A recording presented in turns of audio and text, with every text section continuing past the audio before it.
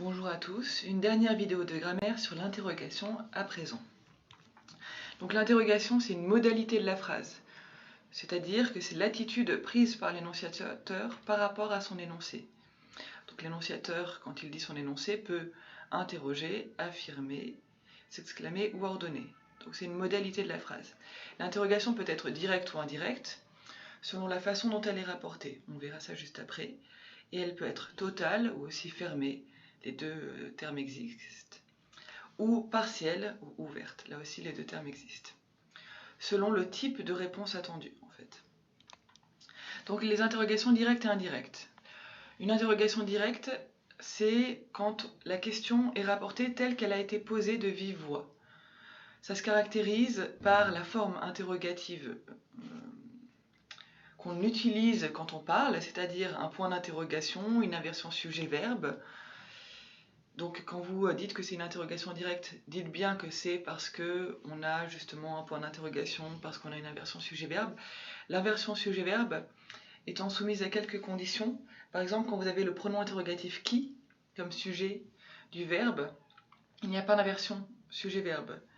Qui a fait cela? Pas d'inversion sujet-verbe.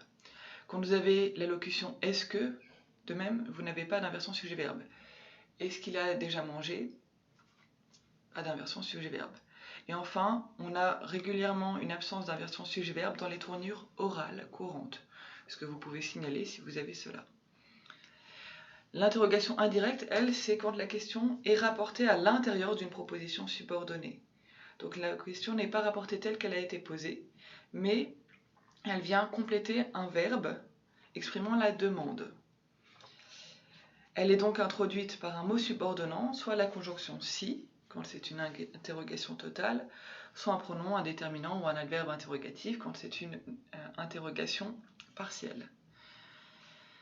Par exemple, je vous demande si vous viendrez demain. L'interrogation directe serait « venez-vous demain ?» L'interrogation indirecte vient compléter le verbe demande, je vous demande, par une proposition subordonnée, si vous viendrez demain. Il n'y a plus d'inversion sujet-verbe et il y a un mot subordonnant. C'est ça les caractéristiques de l'interrogation directe. Plus d'inversion sujet-verbe, mot subordonnant, lié à un verbe de demande ou d'interrogation.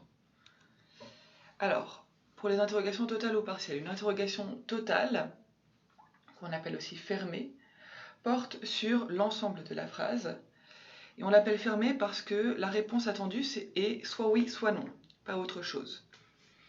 Et quand on la formule de façon indirecte, elle est introduite par la conjonction si. Fait-il beau? J'aimerais savoir s'il fait beau. L'interrogation partielle, elle, porte sur un élément de la phrase. Elle est aussi appelée ouverte parce que on n'attend pas une réponse précise. Quand c'est une interrogation indirecte, nous avons les mêmes mots qui introduisent la subordonnée que les mots qui introduisent l'interrogation directe. Par exemple, si vous dites « qui est là ?», ça n'attend pas une réponse en oui ou en non, on ne sait pas encore quelle va être la réponse. Mais dans l'interrogation indirecte, nous allons avoir « je demande qui est là ». Si vous dites « comment va-t-il ?»,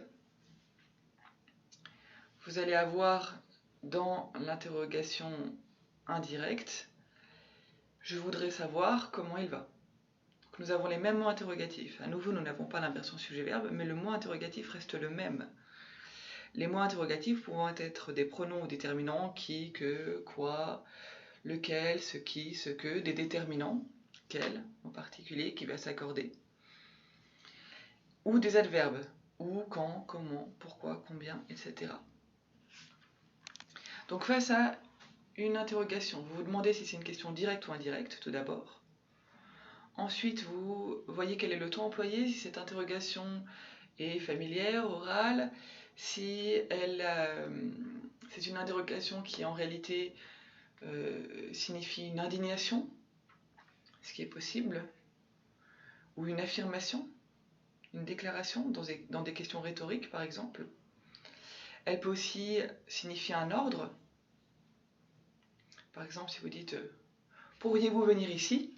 Si votre professeur vous demande ça, pourriez-vous venir ici? Ici, la question déguise un ordre. Et ensuite, vous vous demandez si c'est une question totale ou partielle. Par exemple, tu regardes pour voir si la porte est fermée. Là, nous avons une interrogation indirecte, il n'y a pas de point d'interrogation, et on a une subordonnée introduite par si qui complète le verbe voir. Et il s'agit d'une question totale, puisqu'elle porte sur l'ensemble de la phrase. La porte est-elle fermée? C'est surtout cela que porte la phrase. Et on ne peut avoir comme réponse que oui ou non. Quels habits porterons-nous ce soir? C'est une question directe, puisqu'il y a un point d'interrogation, et il y a une inversion sujet-verbe. Le ton est soutenu, puisqu'on voit l'inversion sujet-verbe, correct en tout cas, et c'est une interrogation partielle, puisqu'elle porte sur les habits, et non pas sur l'ensemble de la phrase. D'ailleurs, nous n'attendons pas la réponse oui ou non. Voilà, bon courage à tous.